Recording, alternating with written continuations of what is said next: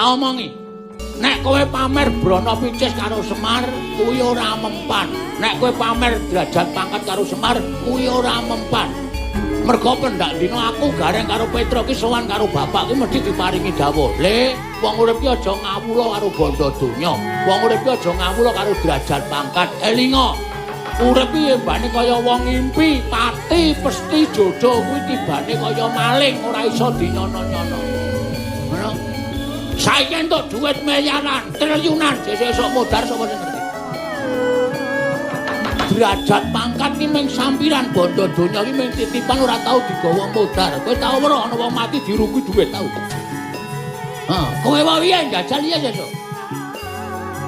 Penyakit. Ameng bondo donya kok dumukke Semar, mbok keke aku. Iya. Nesu ora positif iki piye?